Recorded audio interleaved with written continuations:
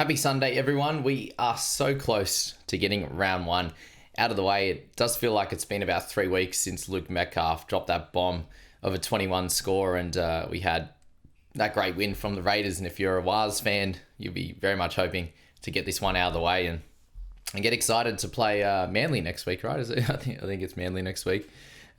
Yeah, that'll be a fun one, that's for sure. Let me check that one while we're here on that one, Mr. Manly. Where do they play? Yeah, Manly in New Zealand. That'll be a fun one at 6 p.m. on Friday, especially after watching that match just then against the Cowboys. But Dragons going down to the Bulldogs, and just on the game itself, Jacob Little playing 26 minutes is an absolute crime. What is happening there? That was one of the headlines of this match, but the big headline was Satili Tupanua playing incredible footy, and that was great to see.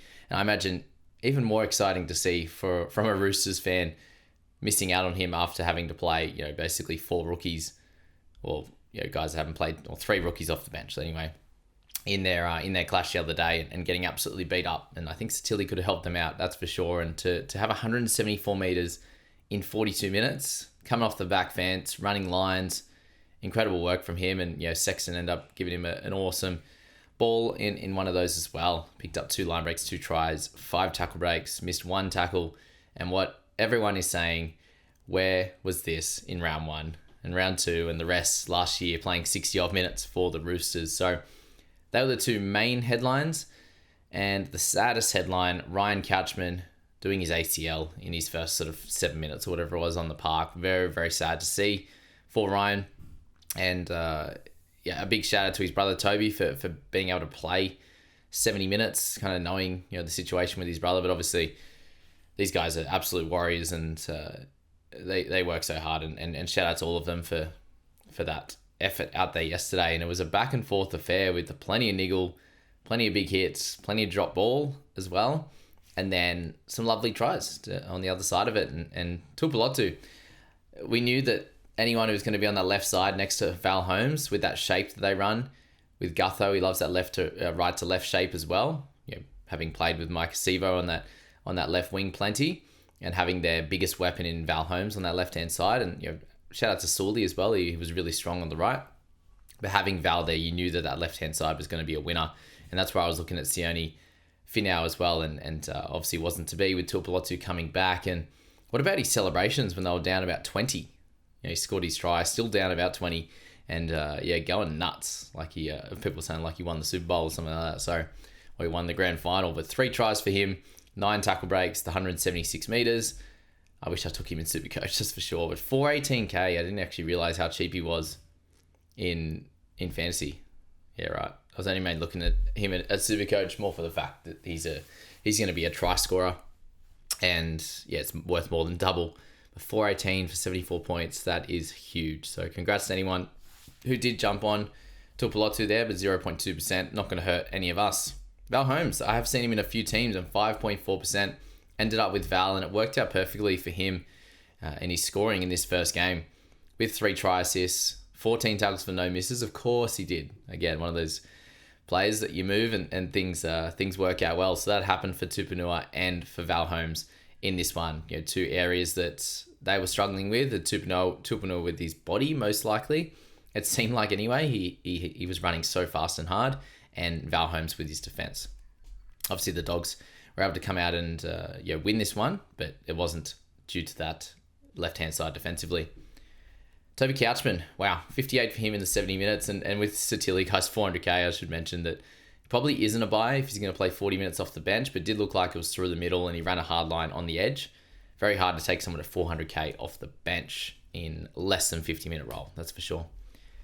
Couchman, 58 in the 70 minutes in the end he played. Like, I was hoping as a fan of his that he would get sort of around that 50, 55 minutes if we were lucky. And obviously with his brother getting injured, we also didn't see Cook play the bigger minutes. He did come back on at the end, and he played 58, and they did have Little only played the 26. So I actually thought that would be a little bit more of a crossover, and we probably should see it from here on out, considering how well Little played. But in this game, Couchman got 70 minutes, and the way his PPM goes, this was always going to be a good game for him. And he really picked it up in the second half after having a pretty solid first stint with his PPM. He managed to increase that a little bit closer to the 1 PPM for the remainder of the game for his 58. So if you did jump on couch with the dual as well, I love how he ends up with the dual as a straight up middle forward. How'd that work out? Anyway, shout out to him on that. Wasn't he just mid only? Or was he always? He must have always been dual then. Anyway, I jumped away from him, and I probably should have looked at him and Tommy Gilbert, that's for sure. But he's definitely a potential option next week. I do expect him to go closer to the 55 though. And in that case, it's probably a mid to high 40s scorer, where we can see that sort of 0.85, 0.9 ppm out of him. And guys, as well, these videos I feel are pretty close to the most important of the week. You get my reaction just straight after the game. You get to work out any of the different rotations and stuff that can help you with these stats, like Couchman playing extra minutes in this one. It's not likely to see that going forward. And also my different strategy videos talking about my team and obviously the buy, hold, sell and stuff is important, but I think you get a lot of that information in here. So make sure you do come back to these each and every weekend. Like, you've got time over your weekend. If you're driving somewhere, whatever, chuck it on. If you've got some time just chilling at home as well, I think it's going to be helpful for you. Just as a going forward thing, I'll do these every single week. I'll react to the games after each day. So jump in and check that out, and do subscribe and follow on YouTube and also the podcast. Thanks so much. But Little, 55 for him in the 26 minutes, incredible work, no negatives for his one, and obviously a full length try basically from like 30-40 out. Very impressive on that one. But the over 2 ppm, he needs more time on the park, that's for sure. And you saw Kickout get 78 minutes, and we saw Preston play the full 80, which was large, and the way it played out was pretty expected. And we also saw Stephen Crichton go off with about 10 minutes to go, so I don't know if we would have seen like Salmon come back on for a Preston or a Kickout in that final like 8-7 minutes, which can happen at times. So we didn't get that with Stephen Crichton going off. We may see it in other games. We also may see both of these guys play close to the 80 on a regular basis. But Kickout with 55, a much better game from him than normal. We also saw Tracy with 55, and he was on like mid-40s at halftime, and I was like, ugh, Tracy was one of those guys I was like, surely he has to improve. Like, he looked at his Shark stats and he had like a early 40s average, 44 or something like that. And then was like 37, 38 last year for the Dogs. And you just looked at those games and he just didn't have the stats that you wanted. And I thought about him and went, oh, I probably am interested in Tracy. And then looked into the stats and didn't like what I saw. And then he come out and played awesome in that first half and did basically everything you could have wanted. He had no errors, no penalties. No missed tackle, like just the one missed tackle. So a really good game for Connor. He was involved in a lot of their stuff. The problem with this is this will be one of his ceiling games, which we saw one massive 90 last year. So looking at Tracy at 503k, it definitely was a bit of a risk because he has lots of high 20s and 30s if he doesn't get those attacking stats. And it's just in sort of running and stuff for him. But yeah, he didn't stand out stats-wise, and I think you can probably leave it that way with Connor. Max King, 51 in 48. Good stuff for him. Harry Hayes was the standout here. He's near 400k though. 49 in 39. Incredible PPM. Work rate was great. We did see that from him last year, that he came out and did awesome job at certain points, and that's why he got to that 400k price point. And it does look like he improved a little bit coming into this round one. Matt Burton, 48 in 80 minutes. This was very much a floor game for Burton, which is great. Against the sort of, anyone that's not a top 4 side, that's when he might have some troubling games. If he doesn't get any attacking stats and the team struggles a bit, he doesn't get the goals, that's where I could see some lower games. But I feel like in these type of clashes where they win, this should be a floor game at 48. And he was on like 6 at halftime, along with Reed, 6 and 8, I think the two of them were. Burton might have been 8, and picked up 40 in the second half. So that was very, very helpful for anyone who did take the plunge on him. I still think he's going to be a 55 to 57 scorer this year. And there will be games like this where they do win, that he'll hit the 70s and 80s, or at least high 60s to 70s when he gets involved in some type of attack. And the big news on this one was that he did basically all the kicking. I don't think Sexton kicked at all, apart from maybe right at the end there, wherever he was. Yeah, I think I've gone past him because he hasn't kicked at all yet. Anyway, we'll get to him. He didn't kick really at all, or he didn't until right at the last minute where I was having a look at the stats. I was like, oh, he's on 0. Interesting. So Burton, 48, solid enough. You're not selling. happy days.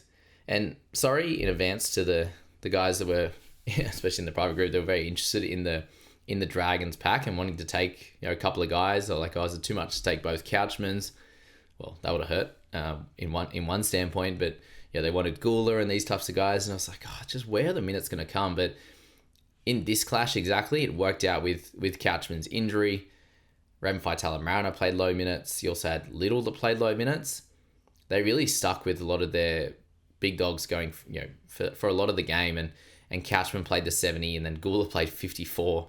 He went off after 18 minutes. He was 11 in 18 minutes, and it was like, oh goodness, this could be a bit of a flop. And then they had Jack DeBellin with a HIA in sort of 30th minute or something like that. And so Gula came straight back on, and then he really picked up his PPM and made a tremendous amount of tackles. And that's the thing to look at with this game, is the middles in this game just made a hell of a lot of tackles. Yeah, Gula with 44, Couchman 48, Cook with 40, Jack DeBellin 37. Hamish Stewart coming off the back fence. He looks so young, by the way. When they showed him in the change rooms before the game, he just such a young, tall fella, but baby face for sure. He even made 38 tackles. So plenty of that on the Dragon side, a little less so on the Dog side, because we haven't got to guys like Preston yet, who only made 30 tackles, and guys like Reed Marnie didn't go crazy. He's usually a 50-plus tackle guy, especially early on the season, and it wasn't the case for those middle forwards and the edges for the Dogs.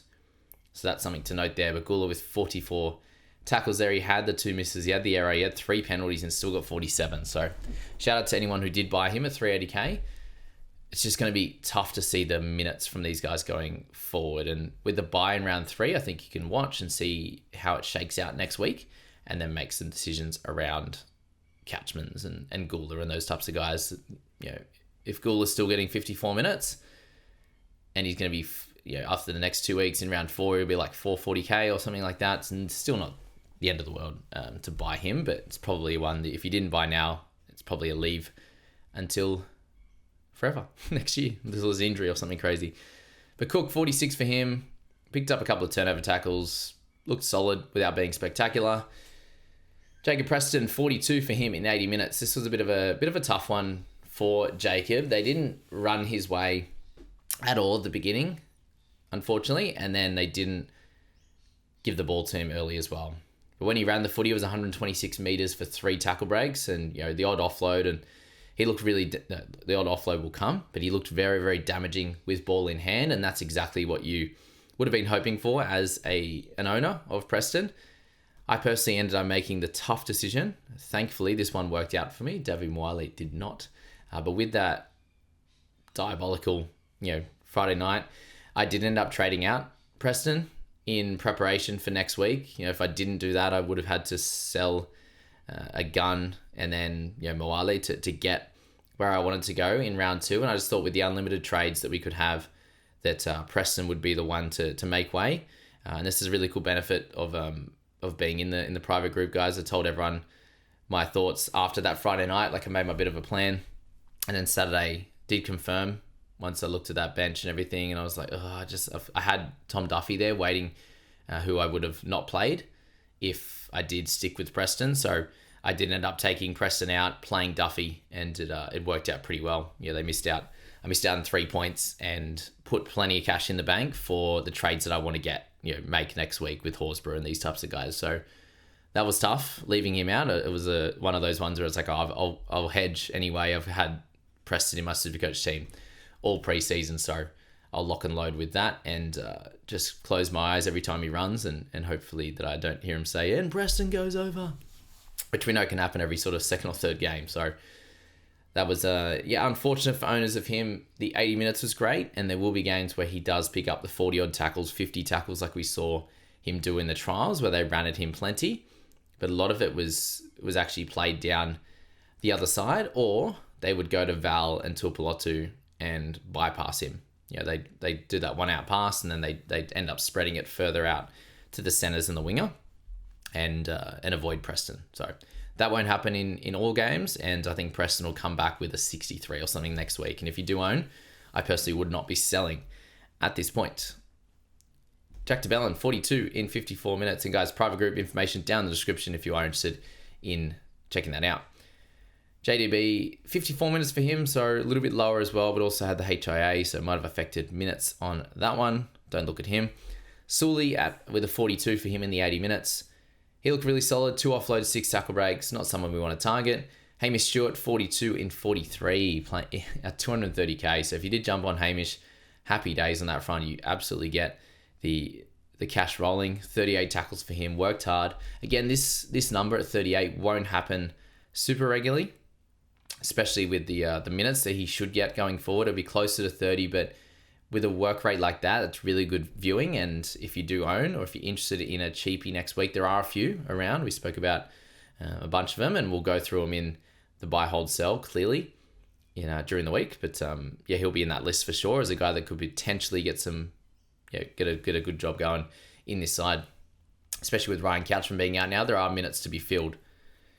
Luciano Leilua, 38 for him, did play 64 minutes as well, so we didn't expect him to actually go off, but that was the case in this one, and just allowed some more minutes for Faitala Mariner and some of those middles in Gula and also Toby Couchman. So they definitely have gone for the younger crop for some bigger minutes, and they didn't see Eisenhuth back. So we'll have to see what happens with him when he does return as well. Does that affect Stewart or Couchman or Gula?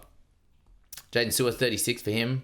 Keep an eye on his price over the weeks. Bunch of negatives in this one.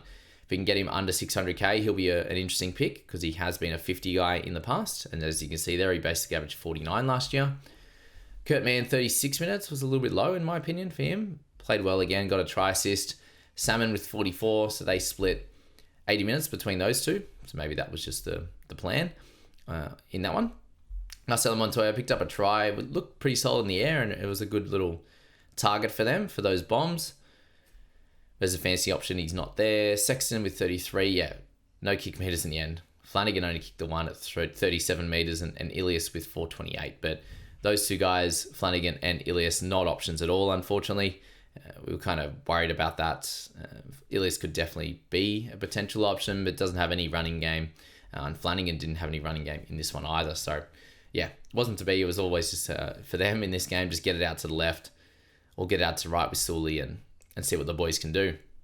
Gutho with 26, keep an eye on his price as well. He had a fairly solid game, I would have thought. Like, he was involved in a fair bit of attack, and those actual attacking stats will come. They did come in Supercoach. I think he got 90 something, which is wild, with a bunch of try assists, and in Fantasy 26. So massive difference with who touches the ball last and whatever else. I don't think Val got many of the try assists. I think he could end up with a low score, and Gutho had a crazy one, which is interesting how it works sometimes. 24 minutes for Faitala.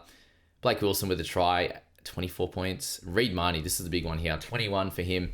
Usually starts the season well, and as I said, the middles for the Dogs, where there wasn't a tremendous amount of tackles available to them. He did miss 7 though, and he had 2 errors. Hardly ran the footy.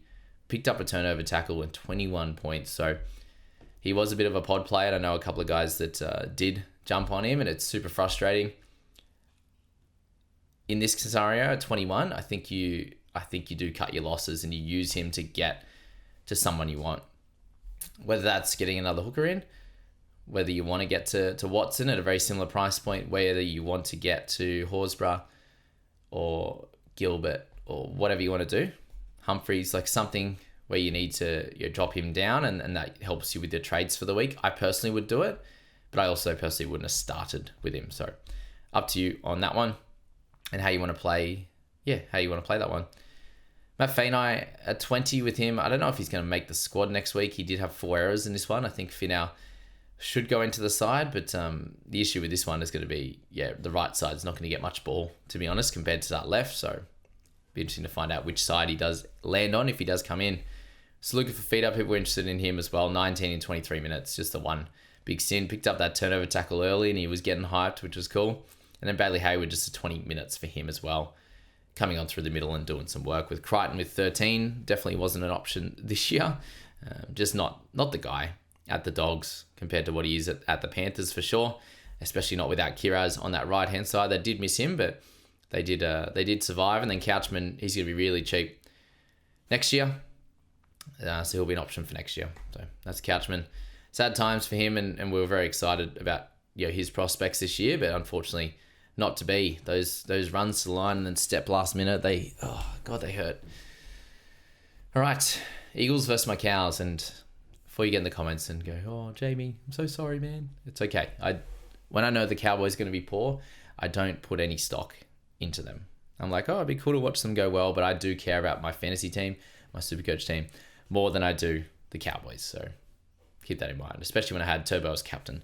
It's like, well, and Garrick in my Supercoach team. That was where my thoughts were lying, rather than my squad, which we're not expected to do anything good this year. Like I'm tipping them to be a bottom 4 team, and yeah, so that's fine. But I do appreciate the love and support that you guys have for the people commenting about my Cows. DCE turned the clock back 78 in this one. Still kicked 234 meters, had good run meters himself, and obviously a try, 2 try assists, and a couple of line breaks in there, doing the business out there on the right hand side, which was obviously against a newer pairing out there on the left with Jackson Purdue in that one, and then on the left hand side moving over Jeremiah Nanai, who does seem to struggle defensively in a lot of games. So that was tough. They didn't go through as much on the other side. Obviously, there's that awesome catch and pass back to Burbo from Lehigh Hopewadi. What a leaper. What an athlete he is. DCA 78, Olakwatu 69, got an early breather. 13 minutes left in the game because he just decimated our side, which, to be honest, was expected, coming up against those guys on the left-hand side. And the way their shape looked and how the Eagles looked in this one was very, very impressive. And those couple of tries early was very, very spectacular. 69 for him, picked up a 90-odd in Supercoach. Good stuff for him on both those fronts. And with the line break, with the try, 8 tackle breaks, didn't miss a tackle, just did everything perfect in this one. And you cannot complain if you went for Olakwatu. And hopefully you can continue to do this over the next few weeks when they play some easier opponents. Bevan, 57, he did the job, absolutely did the job. And a couple of turnover tackles helped him out as well, but worked hard. Still ran for 70 meters, didn't miss too many tackles with 4. I think we can handle that. We know that Bateman's going to be involved in plenty of defensive efforts. And if he can get 36 in net tackles, he's going to throw the odd offload and get the odd couple of tackle breaks, just how his game is. In a game where they absolutely demolished, so 57 is an absolute massive win if you did want to jump on him. So I think Mr. Mitch, he didn't end up jumping off for Gilbert, and he won't be dissatisfied with that. But just to show that the pick of Bateman was a good one as well, if you did jump on. So congrats to anyone who did. I'm sure there's still a decent percentage, 6.6. Yeah, not crazy, but a helpful percentage there as well. Turbo dropped down 6 points. He was 62. Basically went into chill mode in the back end of that game, that last 20 minutes, and it makes sense. He put so much work in, and as soon as I saw how much work he'd put in, and they were up 42-0, it was like, well, he doesn't have to go nuts anymore. And that one pass back on the inside, they threw over his head, which I think he would have gone through and made another good line break and potentially a try near the end, and that obviously was an error rather than a try or another line break, and he had no tries in this one either. So to pick up 56 is really solid, but this is kind of the games that you do see. One of the guys, like, he was 40 at halftime, and in the crew were like, what? He's just going to work his way to about a 53 again. It's just always how it ends up with Turbo, and it's correct. He has his domination at the start, and if they go up and they're leading by plenty, he does take the foot off the gas, and we know that that's when all the injuries come. Usually it's the overuse stuff. And yeah, he puts so much work in, and runs for 70 meters. He's side to side. He's moving around so much that that's where it can happen. But a really good game for him. If you did buy, you're very happy with the outcome in round 1, but that 6-point drop, you would not be happy with. If you went with Ruben Garrick, who was in my side for a lot of the preseason, I didn't end up jumping on. Went for Ponga instead, and only picked up 7 points extra for the extra 150k. So well done to Garrick and owners. He was on like 17 at halftime, and really clicked into gear in the second stanza. 28 points in base for him, 7 goals, the 1 try off the grubber, back on the inside from Jason Saab, and 1 offload there. So, and a forced dropout as well. So congrats to Garrick and your owners. 55 is happy days, and good scores were expected in this first 3, while they're up against some easier opponents. And I think even though he wasn't involved in the attacking stats early, seeing how good Manly were playing is only a win for Garrick. And you know that if they're playing well, he's going to get those, he's getting the base stats, which is awesome. 17 tackles for a miss. He's going to get the goals, and he will be involved in attack at some point. So a big win for owners of him and anyone who's looking to buy. I think next week's your last chance because, for a while anyway, because they do go into a harder lot of matches come round 4. And I will go through that in the next 3 games impact video on Tuesday as well. And you'll see Mitch's video on Tuesday morning. Also, Brayden Burns, 54, just seems to get the job done. He had 9 tackle breaks for that awesome long-range run as well to help him out get to 54. And then he had Sipley and also Bullymore, 40 minutes apiece. Picked up a try each, those guys, and just impressive work rate. It was great to see Sipley doing, working that hard, and his body must be a little bit better than it was last year because he didn't have great moments regularly last year. And Bullymore, we know what he can do there. Jason Saab, 55 line breaks in this one. Picked up a try assist and a try as well. So he's going to be involved in plenty of that. He also butchered 1 or 2 as well with 4 errors.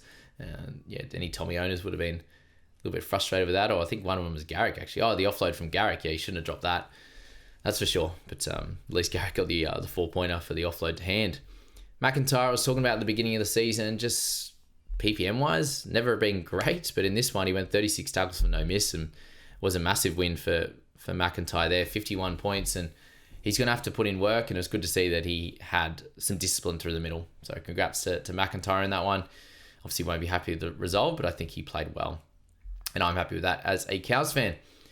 Paseka, 50 for him. He played great as well and picked up a try assist himself. Congrats to him.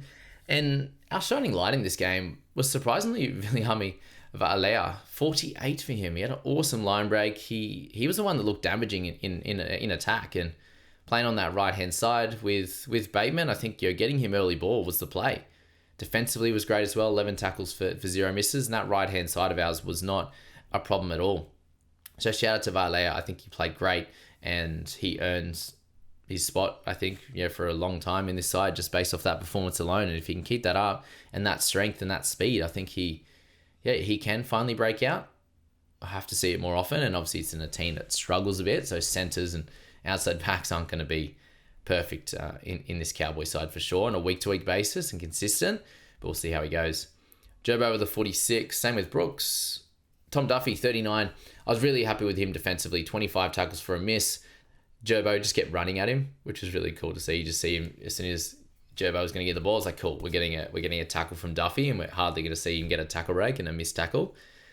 Just see him line him up, which is cool to watch. But great tackle numbers.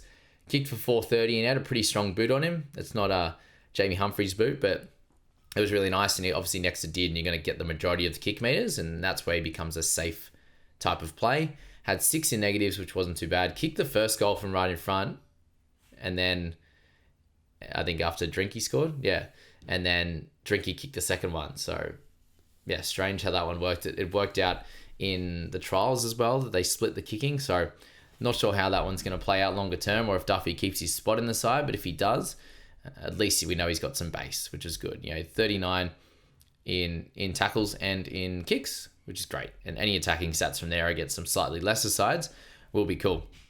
So I'm glad I played him and happy to have him in my squad. See what happens next week though. And Ruben Cotter, 38 for him in 51 minutes. Be on Ruben Cotter watch, I think, over the next month. See where his price ends up. And they do have a buy in like round 7 as well. So it's an awkward one, I think, if you're looking to buy these type of fallen guns against some tougher opponents too. And similar with Drinkwater with 38. Be on Drinky watch. But he did have that really long range try, which got him up into the 30s from that low 20s standpoint. So annoying from that one. But he's obviously got some skill and he hardly touched the ball. I think 20 minutes in, I think he took his first run. So tough out there for the Cows in this one. And the outside backs kicked a little bit on that left-hand side, 109 kick meters for him with Dearden going fairly low. I think just 1 kick, sort of a low stinger, 48 meters, maybe 2 kicks. In that one, Edwards played 46 minutes. Hess for 29. Good work rate for Cohen in this one. 129 run meters. I was impressed by that. Simkin 36 in 50. So was only going to be an option if he played close to 80 minutes, and it wasn't the case. Hopoate's got the talent, man. He's going to have some games on that left-hand side where he is the focal point, but in this game it was the right-hand side. They'll come up against some easier right-hand side defenses, and that left-hand side will go a little bit better than what they did in this one with Hopper 35. Robson 34. Be on Robson watch for sure. We know he can be a really good scorer, but yeah, shocker in this one. 3 penalties, 3 missed tackles, and an error. For Robson, neg 14, not ideal at all. Griffin Neem, not the guy, still going to play high 30s to 40 minutes, unfortunately. Yeah, Edwards and these guys play more, surprisingly enough. Jordan McLean, they're 33. Burbo, Benny Trebojevic, 29 for him. He kind of got to 20s early and then missed 6 tackles and had 2 penalties for him. So got that try off the bat back from Hopper, but outside of that, still hasn't grown too much as a player. Hopefully it does come with some more game time, but it wasn't to be at this point. Keep an eye on Dearden as well. If they start to play better after that bye, and it's just an awkward one as well. Round 7, and then you've got the origin period. So we'll see how cheap he can get, and we'll have a look at him. And Jeremiah Nanai, 58 minutes for him. Pretty gross effort out there. 18 points him, 3 missed tackles, an error. 16 run meters for a guy that's a good runner of the footy. That's where his bread's buttered. Not good enough, unfortunately. And Jazz Tavanga, 17, with Takeaho, 16. So the 2 guys that were potential options. Thankfully, they weren't taken too seriously at 1.5% for Jazz and for 1.5% for Siwa. Takeaho there with 6 tackles and 84 run meters for Siwa. Just had that one stint, I believe. And then Jazz, plenty of time at 9, which wasn't going to be a winner in this game, given they had the ball for most of it. He did run the footy a little bit. He tried a bit too much on one play when you've got all the weapons on the right-hand side, and he tried to go himself on the left. Jazz, we love to see it. But 3 missed tackles hurt him in this one, 17 points. Jackson Purdue, 15 for him. Look, I think he worked really hard with ball in hand. They were absolutely, they were there to smash him every time, but I think he did a good job on that front. He tried hard. Just tough to get an absolute bath by Olakau'atu and stuff in when you're not exactly a centre, you're a half. 13 tackles, 4 misses. Wasn't the end of the world, but not a great score at 15. And you're going to hope for better in other games where they don't get absolutely pummeled and maybe the right side of a team isn't as good. But the worry is going to be, does Zach Laybuck come straight back into this side with him? And then with Duffy, does he lose his spot as well to Clifford? They're the question marks, but they're the guys that I'm most excited about this year.